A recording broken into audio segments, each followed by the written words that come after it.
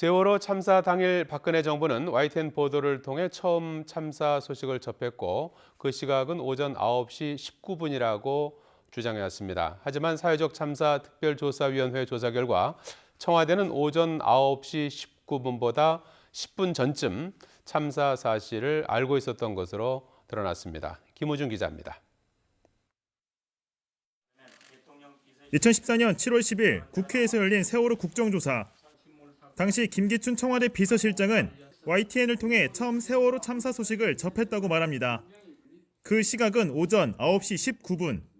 국가안보실은 4월 16일 9시 19분 사고 상황을 처음 인지하고 해양경찰청 상황실의 유선으로 사고 사실을 확인한 후 이어 5분 뒤인 오전 9시 24분쯤 문자로 관련 소식을 청와대 내부에 전파했다고 설명합니다.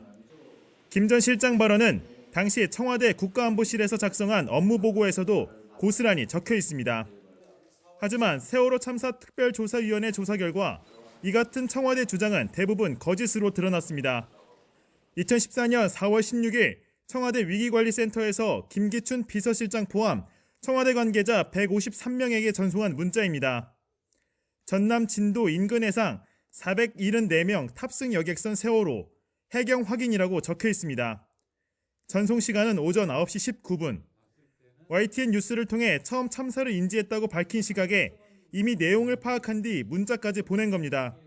사참위는 메시지에 기재된 내용 등을 확인하는 데 소요된 시간 등을 고려하면 청와대는 오전 9시 10분쯤 참사를 인지했을 것이라고 봤습니다.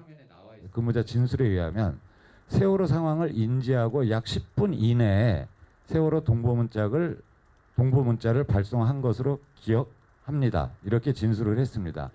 긴박한 상황에서 신속한 대응을 하지 못했다는 비판을 피하기 위해 최초 인지 시점을 조작했다는 겁니다.